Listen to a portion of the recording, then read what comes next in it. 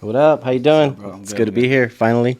Right, I know. Long time coming, a lot of bumps on the road. You know what I mean? You know how it goes. Yeah, it happens. It happens. How was your day though? It was good, just tattooing all day, and then just came over here, had to drop off Pepino, you know? Is that what his name is? Yeah, that's his Pepino? name, yeah. He's funny as hell. I walked up on you, he was on the shoulder and shit. Yeah, he's a little road dog, literally. He's a bigger star than anybody. I was about to say, a good attraction for the tattoo shop, for sure. Yeah. So, I mean, let's get into it to kind of give everybody some context of, you know, who you are a little bit, Okay. what you do. Your name? My name is, my alias is Meltor, Melt. Right, you don't want to do your government? Yeah, I mean, you know. We don't got to do that. It's all good. If you know type thing. Right. Feel me, yeah. So we got to do that. My boy Meltor, if anyone doesn't know, very great graffiti artist here locally in Bakersfield and Cali, and not even just Cali, just around, you know, United States. Puts in a lot of work. So what kind of lit that fire? I mean, I always liked artwork ever since I was growing up. I never really was good at academics. But I did have a mad, like, certificates that were like, oh, best artist in class. And right. It didn't really make my parents proud until I started making money later on in life, you know. Right. But Right. Other than that, I mean, I never really took it seriously. I just kind of did my thing. And in high school, I drew a lot. But I had moved to Los Angeles for about a good year after I turned 18 with my cousin. And I was like, damn. This shit is fucking grilled out here. This is how it's supposed to be done. And I just kind of got inspiration from there. And I was skateboarding. I grew up skateboarding, so I was out and about in different areas of the city. And that really kind of brought a spark to my interest of art in general, you know? Right. Yeah. Especially in LA, because it's over here, I guess they just see graffiti as just graffiti. Yeah, there was a lot of tag banging back when I started, you know? Right, for sure. Yeah, everybody was just crossing everybody out. I don't think that people had the chance to be artistic just because there's so much drama. Right, in a certain neighborhood or whatever. Yeah, and then that was kind of like a training wheels thing to become a gangster. Right. But to me, I mean, I wasn't a gangster. I just wanted to become an artist, you know? On the art side of it, yeah, for sure. Yes, I feel like a lot of people get that misconstrued, like, they think graffiti and it's, I mean, for the most part, it does come from the streets, you know? Yeah. But, like, it's not, they're not all street people, you know? It's not all hood people or whatever. Like, it's not all tag banging like we just said, you know what I mean? Yeah. And then even if you are, you know, there's still good hood people out there that... Right. Respect to the respect to the hood, you know what I mean? Because if you know, like you said. How do you feel like that dynamic between the LA graffiti scene versus the Bakersfield graffiti scene? I feel it's all the same. It's just people need the outlets, you know. Creativity is everywhere worldwide, especially in Southern California, you know. I grew up in Arvin. Oh shit. I didn't move here till I was 14, but you know, me from a small town, if I could do it into that caliber too, then anybody can. It's just I feel like it's what you're exposed to. Right. And the more you try, you know, because a lot of people, they just pretty much blow their wad before they're fucking good. Right. Pause, you know, but like some people get caught, they try to like fly before they crawl, you know. Right. It's hard for people to evolve in the graffiti game, and it takes a lot of perseverance and a lot of hardships, but you know. Yeah, I agree for sure. What do you feel like is missing besides, like we said, the tag banging kind of getting in the way, the politics kind of getting in the way of people expressing themselves? What else do you feel like the graffiti scene is missing here? It's kind of hard to say, you know. It's kind of hard to pick one thing. To pinpoint it, right. Well, there is a great community here, like, and everybody's really close-knit for the most part, and people are creative here. There's a lot of cats that have come out of here before my time, and then during my time, people that I look up to, you know. Right. All through the Central Valley and everything. We actually have it all. It's just, you know, people don't have the outlet. Mm-hmm. And that's probably one of the worst things. And, like, the cops, they don't really, like, you know, they don't want a motherfucker to shine. That's crazy, yeah. Yeah, like, they want to see, like, oh, this guy's doing something and all eyes on him. That's the worst thing, and they just attack, you know? Right. So, I mean, I fell victim to that, but I kind of strayed away and started doing it legally a little bit and right. just back and forth. But I still find my way into the the streets here and there, you know. It creeps in. Sometimes you got to be James Bond out there, you know. You can't just be in a controlled environment. Right. For sure. So outside looking in, because I'm not in your immediate circle, but as a professional artist now, coming from the illegal side of art, you know what I mean? At first, it's kind of like paranoia, like it's a setup, you know. Like Right. this guy wants me to go over there, like, you know. Yeah, especially like for big jobs, like a little fast forward. I did the Kern County Museum. Right. I painted for them, and I went to work, and the shop owner was like, "Yo, the Kern County Museum called. They want you to go over there." I'm like, That's crazy, bruh, like, you know. And that's what sucks about it's something I talk to my homies about too, like you know, because we come from graffiti too. Like I said, I was a bit younger when when you were talking about this. Is to kind of put in perspective, this is more I'm not sure what year it was. It was probably like my middle school, elementary, middle school, going up. The graffiti scene I thought was like really popping at that time. What year was that? I'm not sure. Do you know what 2009? 2009. That was a good year. Yeah. And the 99, the old 99. Those good times. because I remember, you know, because me and the homies always took the bus. So, like, I'm the type, even now, like, when I'm driving anywhere, I'm looking at stuff. Like, I'm looking at weird places to see if I find something obscure that shouldn't be there. And, yeah, like, that's how you find the good tags or whatever. Some people aren't even noticing. And, yeah, we'd be going to school or from school, and we see certain tags. We see the massives. We see the AHFs, and we seen all the, you know, I don't want to name drop a bunch of graphers, but a lot of your team and a lot of the teams back then that were a bit. Yeah, the Massives, they kind of were the little generation after us, and I'm glad that we kind of lit a little fire under their ass. I knew them, the twins, and I'm not going to say no names. Right. We don't want to name drop. Yeah, they're really cool cats. I wonder what they're doing now, but no doubt a lot of love to those old crews. And AHF, too, that was their first crew. Man. And it all just kind of started just with people I went to high school with and grew up skateboarding with. Right. Like multicultural, like everything, you know. Right. That was a good thing about stuff like that. Like it kind of brought you into everybody's element. Like you got to meet and experience different things, you know, that you wouldn't have being in a bubble, you know. For sure. Did you guys feel the impact you guys were kind of making at that time? Like, were you guys aware? Like, because obviously it was some degrees of separation. We didn't know each other at all at that time. I only knew from the tags as you guys' crew and the way you guys are moving. And I think I had a homegirl that I was going to school with that was related to, I'm not going to name drop like I said, but one of the guys that was in your guys' crew. Okay. And I remember she seen that I was into graffiti, so I remember she would bring me her black book that you guys would all tag up back then. And that had some crazy shit in it back then. Like I probably never seen that black book ever since then either, right? Yeah. You know how it is. I've lost a couple black books back then too. Like, you know, trying to be like, hey, trying to get a bunch of artists on it, but it happens, you know. But it's kind of the high risk, high reward type of thing. You know? I don't know about the impact. I didn't really think about it like that. I just kind of, I didn't see it happening like the big rollers. Pretty much with like bringing it back to AHF. Right. And I was like, we started the Always Hella Faded crew, and I was just like, yo, I want to do these big fucking rollers, the size of houses, each letter, you know? Iconic, bro. And everybody's like, now you're tripping, you're smoked out. And I was like, now we could do it. And we did like 5, 6 of them, roughly, give or take. And after one and another, it just became easier and easier. And as far as like knowing what we were doing, I just kind of always looked at, that was the age of the internet that was coming out, like 12 Hours Profit, it was popping and Flickr and all that. And I was just like, man, this is the standard, and we need to do it this way, no matter what was going on around us, you know. But I didn't really feel like I was like putting anything on the map. I just kind of was just doing it, more of a wider view of things, you know, not just in the local sense. Right. And it all just kind of just happened naturally, and I've always just kept it humble too, though, you know, like all the younger cats and everything. That shit made my day. I wasn't always like, oh yeah, I'm king and shit, and like, okay, this is my city, or like nothing like that. Like I was always like, what, these kids? Who are these kids? They're doing this, and like honestly, I just loved the progression.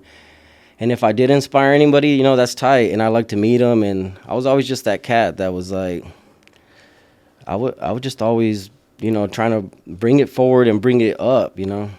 Right. Do you feel like, because, well, first off, graffiti is a contact sport at the end of the day, you know. It's very competitive. And I mean, there's some beauty in that. At the end of the day, you know, obviously there's two sides of the coin. That gets pretty ugly sometimes, but sometimes steel sharpens steel. You know, and you see someone that does, like I said, you see a roller like that, an AHF big ass roller, and it's like, all right, if they can do that shit, like, we gotta try to do another one, like another version of that. So That's it's like, right. it just kind of like it sparks that. So I like that competitiveness of it. But do you feel like, is it hindering, like you said, seeing the bigger picture when it comes to art? Because graffiti is an art form at the end of the day. Yeah. As much as I feel like people want to bastardize the graffiti scene, it's like, you guys are like art, but like you guys are over there, like you guys are kind of like in the underground or whatever. It's hard for people to understand something that they can't grasp it if they can't understand it, you know? Right. And a lot of those people, they didn't grow up like that. Like, I grew up and seeing all the stuff in the alleys and, like, you know, Right. it's just not part of their culture.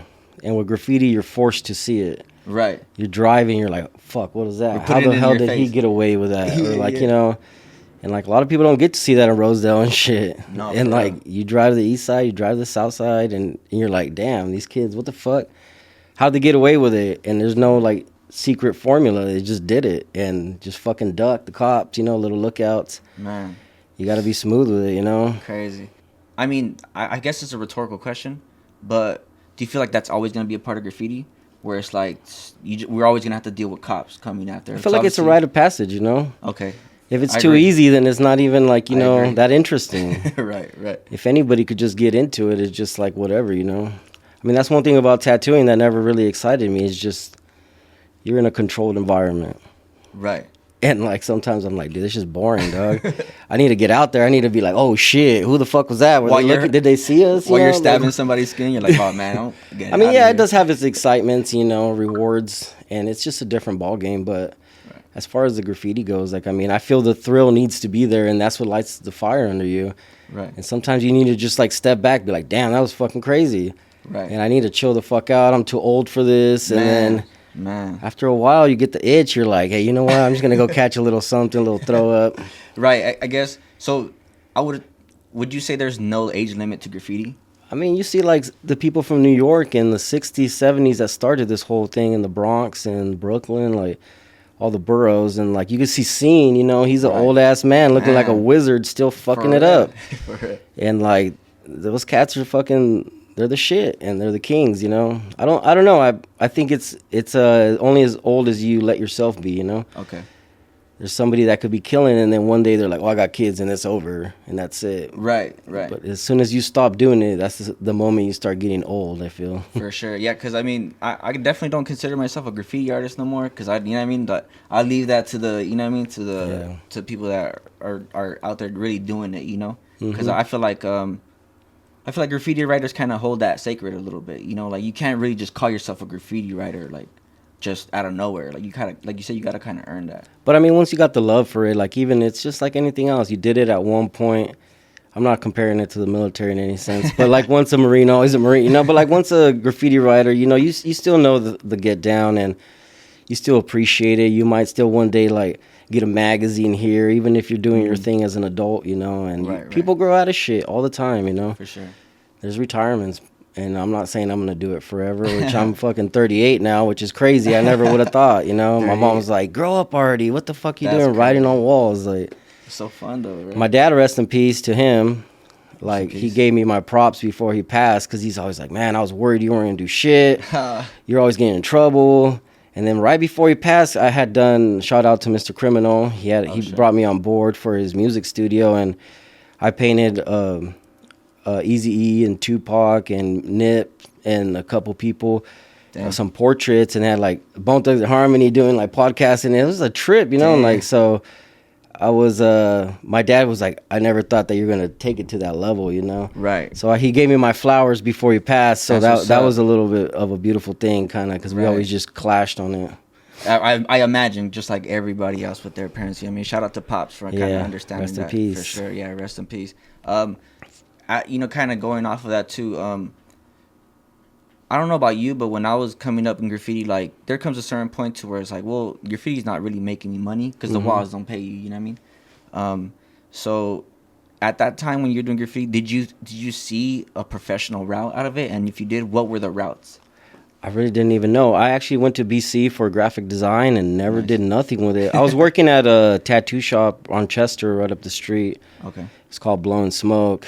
And I would sell graffiti supplies. But even then, I didn't even think I was going to do anything with it. I kind of just fell into tattooing. And at the same time, that kind of like took me out of my comfort zone to do different things. And honestly, the weed industry is what brought me into the murals. They show you so much love, and I Dude, respect it's that. crazy. My buddy Polar, he's like, you got a fucking monopoly, dude. God. And I'm like, it wasn't. I never planned it like that, and I never hit nobody up. It was just like Green Frog. I made their logo. Man, for real. And What a then, great like, logo, by the way. Thank you. And just one by one, like, oh yeah, do my shop, and then boom, it exploded to where like now. It's like I do half tattooing, half murals, and I'm doing all these shops, and I guess it just became a thing, you know, like, and I'm appreciative. I thank God that, it went down like that, which I never even could have planned or imagined that it would have ended up this way. Right. It's a blessing for sure. For sure, yeah, because especially like because when I was growing up, when we thought about graffiti or art in general, obviously the art we were good at was graffiti, so it's like ironically is exactly what you do, murals or tattooing. I only saw those two lanes. I didn't even know what the fuck graphic design was. Yeah. I didn't know any of that shit. And I remember I was living up north in Porterville like my sophomore year, and I was tagging out there with the homie Legend. He's gonna be at the show on Sunday, but shout out to Legend. And I used to tag in my backpack, and there was no one tagging out there at that time, or I guess I should say publicly. Yeah. Because it's more, the gang culture was more powerful out there, so they don't really mess with that. So, you come out with a tag backpack and you get people that are kind of similar to what you like. Draw my name. No, yeah, hey, and honestly, that's the first way I earned money is doing people's names on backpacks. So like, we came to a time where like, how are we gonna make money off this? And he's like, he took the tattoo route, what he does right now, and I didn't. I was just like, I don't know, I'm gonna try to figure it out somehow. Until after high school, I figured out graphic design. So it's like, that's what I'm kind of trying to say. Like, were you aware of all the other mediums when you were coming up? Not more so when you're out of high school, but. I mean, I always knew that I was going to do something with art, but it was just difficult because it is, like, even speaking to my dad, too, like, he was like, you motherfuckers don't make no money until you're dead. Man, oh, that's true. And I was like, That's well, true. that's not true. There's tattooing and... Right. But that was a long road too, you have to apprentice and be pretty much a shop bitch and pay your dues, and so a lot of people don't want to do that. I think that's the thing, that like a lot of people don't want to like go through the shit in order to get the fucking reward. Right. And I think going back to what your pop said, I think in my opinion, there is some validity to that because a lot of the artists that I looked up to growing up, not even graffiti artists, but a lot of them didn't get famous or rich until after they're dead, and not even they didn't even get rich because they didn't get the money. It went to whoever owned their artwork, and then it becomes like they were the greatest artist at the time, but they didn't even get that love while they were alive. So like I see a lot of that patterns happen in just art in general. So it's like I respect that your dad actually seen that because he was even looking at it probably even bigger at that point. Like yeah, I understand you like to do it, but he's probably just scared of that. And parents, all they just want you to do your best. For sure, that's what I'm saying. I respect that for sure because he was looking at it like he wanted to protect you. But and like on the other side of the coin too, it's hard to make money. It's hard to price yourself as an artist, and that's like a whole journey in itself. For real.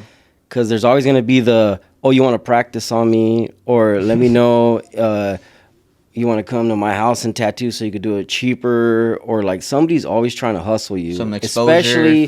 Especially some fucking... The first motherfuckers to tell you, you want to do this to get your name out there. Oh, man. That's the first person that's not going to pay you. For real. And it's like, dude, I just spent a decade painting my name on the freeway to get my name out there. Now you want to play me like, Exactly.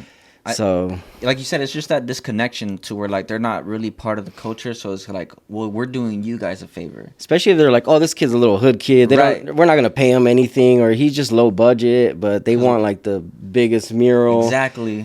And the best painted one, like you need to do this and come back and fix this. I mean, it's a long journey, dude. And like honestly, it took me a while, a lot of hardships, and a lot of like broke days. I really went through it, bro. Like now, compared to now, I would have never thought. But now, I mean, it's gravy. Now I have my own system now. This is how much it's gonna cost, and this and that. Exactly. And if they ain't with it, then You gotta bounce, but because that's a whole nother battle too. Like obviously, there's the battle of getting good at graffiti and good at art, but there's the other battle of okay, well, once someone wants to pay me for my art, how do I even like it? It's art. If it's priceless, and how am I supposed to figure that out? Yeah. And that's like a whole battle in itself because you might lose some clients, you might lose some potential clients because you're not sure how to even price yourself. yeah, exactly. Just wear a tie and then you know. Have you ever had someone like asked to do your character on them? Yeah, I've done it like on I don't even know, probably about 15 people. Okay. I only know like 2 of them too. Like people would be like, "Can you do my character?" I'm like, You're like, what? "All right." And it's like it's simple, but it in the graffiti scene, it works so well because It's fast. like yeah, people you can be so far and you see it. It's just a big ass character, and it's like it's street art at the end of the day. It's graffiti, but that's how I see it now. I was like, oh okay, like that's when I noticed that the Bakersfield graffiti scene was like, oh okay, we're heading a different direction now. Did you do that consciously? Like, how did you come up with that? And let's start from there. I'd always draw little characters like that with the big teeth, and obviously it was a little bit dumbed down on the paint. Well, not program? even like with paint, or just MS Paint, right? on On the computer. Microsoft. Yeah. I used to, for sure. I'd always fuck around and like just little like little comic strips, and mostly they were squared. Okay. So all my friends, they were doing throw ups, pretty much the bubble letters. Right. And I could not fucking come up with a throw up, no. For real? I'll be doing all kinds of different ass crazy shit, and I could not do a throw up. That's crazy. So I was like, you know what? I'm gonna do a character, and it was dumb. Like I was like, that's funny. and the whole white lane thing is just that, like, because it was really difficult to draw a circle. So with the square, all I had to do is round out the corners. Okay. And it just became a circle, and it was a lazy circle, you know. So I just did that, boom, and then they erased it. And then one day I was all drunk and we're like going home. I was like, fuck that, let's hit it again. Yeah. I did it. And then I put, please don't erase. Yeah. And then the city came back and buffed it again. And then I was all back to burn. And then, oops, I did it again. Yeah. I always had like a little headline on that shit. Dope. It was so dope. Yeah, because I specifically remember that. It was, like I said, that was like one of the most memorable parts. Because it's ironic how you said, all your homies are doing throwaways, and you're like, I'm not really good with the letter throwaways, but that's like a character throwaway if you really think about it. Like it's because you do the outline, you do the fill, and then you just do the black outline. It's like it's so simple, but like it's genius. You know what I mean? I heard my friend Nusa just actually told me, we're in Texas. He's all the 60 by 60 rule. He's like, you got to be able to see it going 60 miles an hour, 60 feet away. Right. I was like, oh, that shit makes fucking sense, you know? I mean, it always had it in my mind, but he just like kind of put it into perspective. I was like, oh, yeah, that's what it is. Did you know at that time that you were actually like kind of branding yourself? No, man. I didn't even know. I didn't think nobody's going to like that stupid character. Man. Everybody's like, oh, like I would get on black books and they'd be like, oh, you did a wall style piece? Can you do the face? I'm like, fuck, all right, yeah. Like you putting all the thought into a wall style? I know. I'm all like over here just killing myself doing something crazy, and then they're like, make the face. I'm like, fuck, all right. That's funny. Yeah, because that's how I see it now, especially since I learned graphic design. I learned that graphic design after I got out of high school and stuff. I went to AI and I learned what the fuck it was. I was like, oh, okay, this is what it is. I was like, well, technically, I could do some graffiti on a shirt instead of a wall, and I won't get in trouble. That was my initial thought. But then I learned about branding and, brand identity and all that type of stuff. And it's like, one of my professors told me, because, like I said, there was all different type of artists. I was probably one of the only graffiti writers there, which is weird because high school is usually like, I would say back in the days, not now maybe, but it's like the nerds. I would say like the super geeky people weren't very well known, but the graffiti writers, the jocks, and they're the most popular people. Mm-hmm. At AI, it was the opposite. So like the more street dudes or whatever, like no one knew them. Like everyone was all together. So my professor told me to have a style in graffiti or as an artist is great. You should definitely have that to kind of set you apart from other artists, especially in graffiti, right? Because you don't want to jock. You don't want to jock other people's styles. That's frowned upon. But he said in graphic design, you can't have no style. You gotta be able to mold into whatever they need you to mold into. It's just like tattooing. You gotta be a whore with the art, Yeah, for sure. They tell you to do this, and you're gonna have to do it, Right. Do you have any objections towards that? I like it in a way that you get out of your comfort zone. Mm-hmm. So like if you're drawing the same thing over and over and over, and you don't ever try to do anything different, you're gonna be stuck in that loop. Mm-hmm. There's a lot of people that just do the same thing with different colors, you know. For sure. But as far as yeah, it's good. It's inspirational because you're like, shit, I don't know if I could do that. Just with portraits, I didn't know I could do a fucking portrait. Some guys are, oh, hey, do this, and I'm like, fuck, for real? All right, I'm gonna try it, and I did it, and then just everybody just out of left field, oh, I want portraits. I kept getting better, and now I'm just trying to focus on that mostly, you know. It seems like every single time someone kind of brings something new to the table to you, obviously you take it head on and you execute. It seems like you executed well enough to where you get more clients off of it, and which is, like you said, it's a blessing. Is super dope. I wanted to ask, what are kind of some of your idols of artists that you kind of looked up to, or you kind of like growing up, you're like, man, like that would be tight to be like on that type of level, whether it's graffiti or traditional art or whatever, street art. I mean, there's just so many that you even think about. As far as graffiti, I think just definitely got to give flowers to Nist from Fresno, and he was like, when I first started going, he's still going now, and he's always the man of 1,000 styles and a gentle giant at that, you know. He's a really great person. Him, I don't know, I think we just all fed off each other, like my homie Aches, my homie Cloud9, we just like, oh, look what I did, and look what I did. My homie Polar, everybody in HF, and right. Whichever crews we branched off to, and even the VOKs nowadays. VOK now. Yeah, like all those people in VOK that are my brothers now. They just, I feel humbled because it's like, fuck, dude. Look at these guys doing some crazy shit. I gotta be at that standard, you know, if I'm from that crew. Mm-hmm. So it's difficult sometimes, but it's like really inspiring, you know. So you have some fire lit under you constantly. For sure. And it's just inspirational in that. And as far as like, you know, the classics, the MSKs, the AWRs. Okay. That's what I was waiting for. But I actually respected that you went with your peers first. Yeah. I really like that. That just kind of shows how humble you really are. Because like we said, in the graffiti culture, everyone kind of wants to be like, nah, I'm the better one. Like, I'm the best. I'll top everybody type of thing. But like, you kind of, you make way for other people to be great with you, you know? It's not fun being on top without anybody, you know? Right, being the top by yourself type of thing, for sure.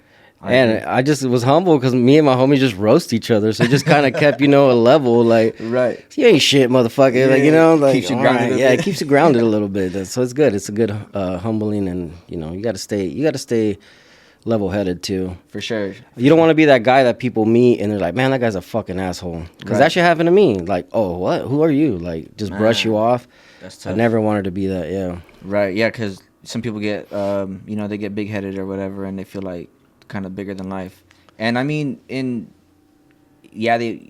might be contributing to the culture for sure, but, you know, humans are humans at the end of the day, you know? You can't just treat them like shit, because then someone might really rock what you're doing and really look up to you, and they just, you know what they say, don't meet your superheroes or whatever. Yeah. So it's kind of like that. How long did it take for you to earn your first cash off of art, any type of art? Like, what was that first thing? Fuck. Even if it was like a couple bucks, because he started off somewhere. Was that Big City Skate Park, actually? Big City Skate Park right there on White Lane and Wybo, I think, by the Auto Mall. Okay. They had us do a couple projects, me and my homie Aches and my homie Ponzi and shit. And yeah, we just like rocked some pieces there, and they rocked us a little cash, you know, nothing too big. Bought us some fucking 40s, and that was like the first time. Shit, when was that? 2010? That's crazy. So you're saying you didn't, the whole time all that shit was going on the streets, all the AHF, all the you know, the character coming out and stuff, like, you weren't making no money off art? No. That's crazy. I was working for FedEx. Just miserable. Yeah, I didn't even know it was going to grow into that. I was just kind of fucking off. So do you feel like more graffiti writers should kind of tap into the fine art side of art, or do you feel like, man, you just kind of stick it out with the graffiti and figure it out? Just different. There's different cultures and creeds with it inside the graffiti thing too, you know. For sure. Different strokes for different folks. Mostly because some people don't fuck with it. Some people are like, oh, I'm gonna do a throw up over your fucking mural. Right. And fuck your shit. It's all about vandalism. Right. And then there's other people that like the artwork, and then just some people are, oh no, I'm a bomber. And it's been like that since the beginning, you know? So you want to just catch some tags. It's just an individual. Like, you know, if life leads you that way, then that's what you're going to take, you know? And Right. I do feel that it does help everybody, though. How do you feel if somebody crossed you out? I mean, it just happens, you know? It's part of the game. Yeah. I don't even care no more, really. For sure. It's not that I don't care. I'm just like, you know, fuck it, whatever. It's going to happen. I feel like people do try to, like, you know, stir the pot when they're trying to come up a little bit. And For sure. I mean, it's natural. I feel everybody needs to have a fucking little outlet too, you know? Like, man, fuck this fool. They don't know me, or if they do, or whatever, you know? Like, sometimes people just don't like it.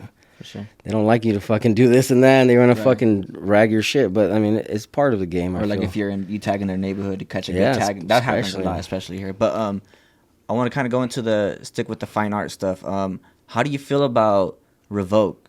And, you know, obviously everything that happened with him. And have you seen what he's doing now? Yes.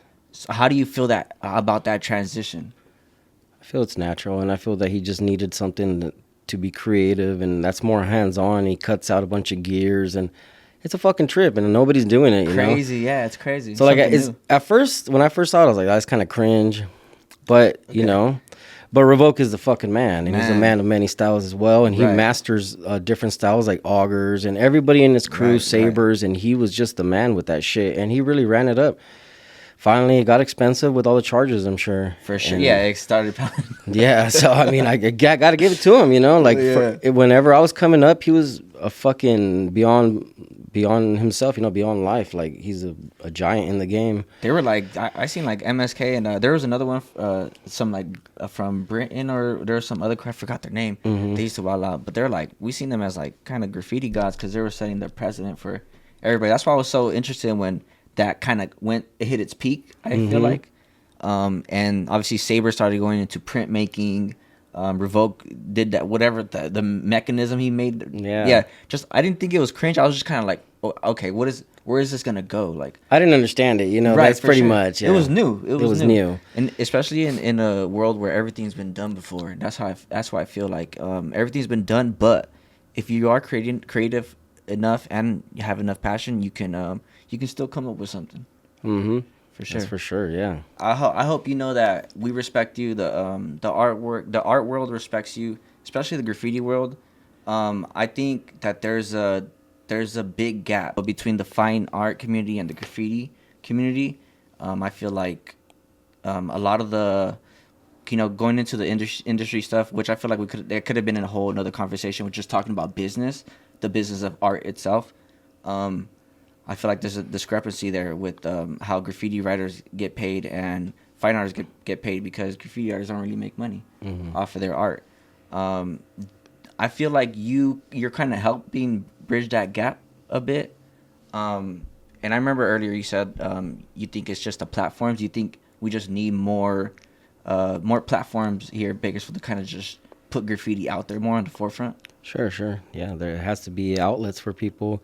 I don't see why they can't just open up the bridges for kids to just go down there and paint. What the fuck's the big deal, you know? Right. You'd rather see a shopping cart and a heroin needle instead of some fucking artwork.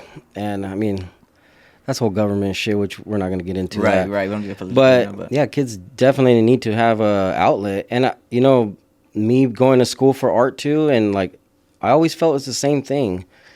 And the graffiti is the art of the youth. I've heard it said before, I don't know where. Okay, I agree. But this is our shit, you know, like, not something you go to school for. Like, this, we came up with this, and like, it's been passed down generation to generation for a few years and a few decades, and it's an American thing, and it's like, I mean, it's all of us, you know. Right. And in a little sense of a way, it's humanity, you know. There's like, no color to it. No, like in Egypt, you see fucking Khufu wrote in the Queen's chamber his name, and now supposedly it's the Pyramid of Khufu, like, so, you know, right? And it's all through graffiti in one way or another, you know. Do you feel like there's another rhetorical question? I was gonna say parallels with graffiti and hip hop, but they're kind of. Do you feel like they're separate entities, or they're just one? I feel it all came through the same, you know, venue, through the New York and Philadelphia, arguably Chicago's, and it trickled down. I mean, us as Latinos too, you know, we had our our cholo writing and Right. stuff that we were doing, The and old English stuff. I think it's all a mesh of everything, you know. For sure. It's a mesh of everything, and it just you can. The good thing about it now is that we have the internet, and you could see everything going on, the standards, and pretty much the kids that are coming up, they have the freedom of doing whatever they want, Right. and going any which way they want to go, you know, take it, and how far they want to do it. For sure. I feel like the internet is the new streets. Yeah, a lot of people hate on it, but I feel like, man, if it's I mean, it is what it is, you know. You can't really hate on it if it's going to be there whether you cry or not, you know. Right. Might as well use it as a tool. Right. And I know there's, like we said, the whole graffiti gets a little toxic. Do you have any thoughts on people that they do graffiti, but it's like they've never done it on a wall before? They've never per se vandalized, I guess, if they want to do the industry term or whatever, or what they, you know, the government uses. But how do you feel on that? Just people that just have only done it on paper or canvas, Like a paper boy. I mean, because that's a thing. it's kind of shitty to get into it. You know, there's a lot of hardships to graffiti, so I could understand that somebody's not going to want to give up their freedom or whatever they got going, or they got a lot of shit to lose, you know. It's not for everybody. For sure. There's a lot of people that watch football and don't play it, you know. Like, sometimes there's motherfuckers that want to do it and be idiots like me, and then like people that just want to fucking draw on paper. It doesn't take the love away. Maybe those people drive by and they're like, damn, that shit was hard, you know. Mm-hmm. But I mean, it's cool. I feel like it's opening up to people, and people are giving it a chance, either if it's on paper or whatever, you know. For sure. But that's a nice thing too. You don't feel like it brings the value down? It can, if they try to, like, you know, portray that they're doing it, Right. and try to be somebody they're not, like studio gangster type shit, you know? Right, for sure. And like, you know, people that really are doing it, you're like, well, hold on, bro, nobody knows you. And I mean, but people like that, they usually out themselves over the long run, you know, and like the truth always comes out. So Right. just take your time and practice, you know, practice everything. You don't have to go out there and do the most and try to get your name out there. Especially in Bakersfield, it's more about surviving and longevity instead of destruction all at once, because it is all eyes on you, since it isn't like Los Angeles or something where there's a 1,000 riders out every day. Right. You're out there smashing the streets every single fucking day, and you're going to be the only person that they're going to have a hard on for, you know? For sure. I mean, you got to kind of hit the alley, you know? But you know what, on some future shit, this is crazy that I'm saying this and even giving it props.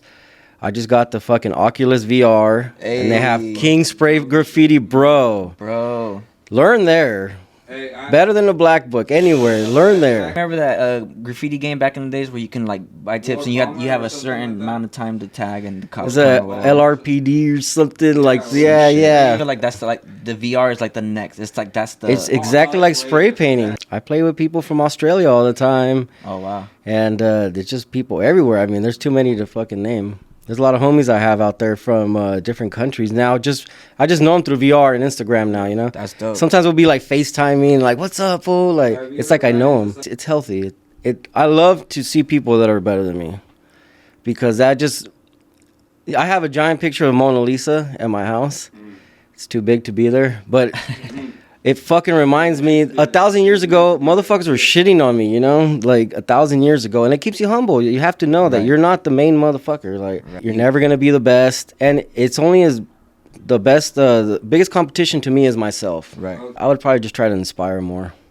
Just be like, you know what? If I could do it, you could do it. Just like my dad always told me, like, ese güey lo hizo, ¿por qué tú no, cabrón? And it's, like, why not? You know, why not you? If he could do it, why not you? So I feel that's. You got to be humble with it, and you know, you got to know deep down inside what you're capable of too. You know, like motherfuckers clown on you or something, like, you know where to take it. But at the same time, you kind of get burnt out really quick. You know, if you're trying to be the brightest star all the time, you're gonna get burnt out. For sure. It's better, like I said, longevity and staying afloat and being great always. Just being the best you, basically. Yeah, there's people out there that are just like maintaining careers forever in music and everything, you know, and they're still great.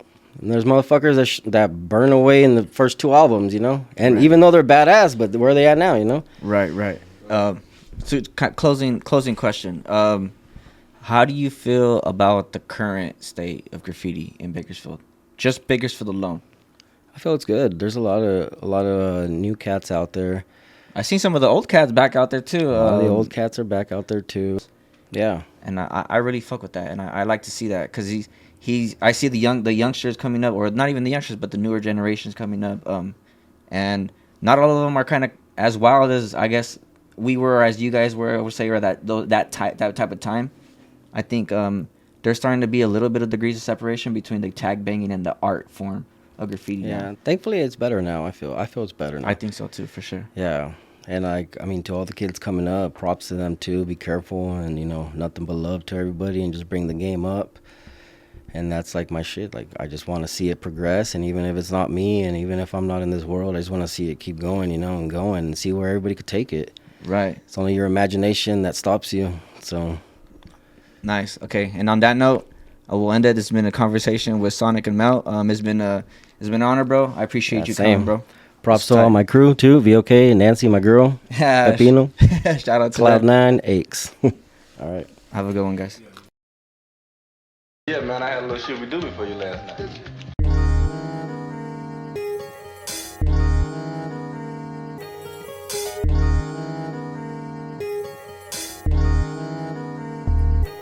I be pulling hella hoes, you would think it's Figaro. In and out my door, I tell a bitch you gotta go. Yeah, I'm rolling, drive the whip like it's stolen. Mobbing to LA just to smoke by the ocean. In the world, sometimes you feel like you're floating. All these fucking emotions, feeling like I'm exploding. Got my mind erupting, it just went off. Never let the motherfucking wheels fall off. Keep it G, every day of the week. Yeah, when I'm awake, even when I'm asleep. Just in case you motherfuckers trying to creep. You won't get far if you fucking with me. Shorten up your lifespan, it's nothing to me. Tell a bitch quick, I ain't fucking for free. Bitch be sucking on my dick until she hiccup. I'm a real one, homie, I can't switch up. You ain't never met nobody like me. Getting cheese, bitch, yeah, that's highly likely. Why you always faking, always lying, I'm the truth. Late night OT, grinding in the booth. Smoking stupid gas, now I'm feeling like I'm flying. This shit comes so easy, homie, I ain't even trying.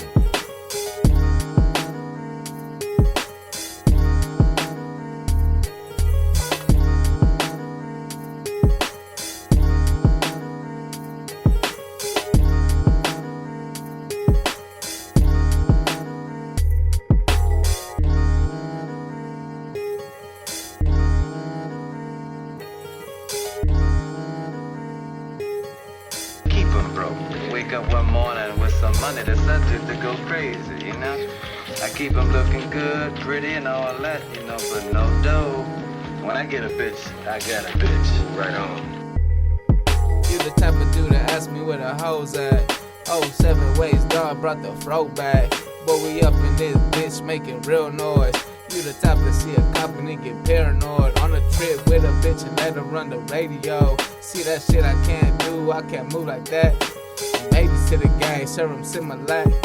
We on the old school tip like a Cadillac. Moving slow, so go ahead, baby, count the spokes. And when I get a bitch, I got a bitch, just so you know. And when I get some chips, I got some chips, but want some more. Hey, shout out to the boys, shout out the clique, shout out the lokes. It's lonely at the top, but we still climb the ropes. I guess we crazy, but like I said, shout out the lokes. We on the road for the dough, we gotta get some more. These boys keep talking, but we at their throats. Yeah?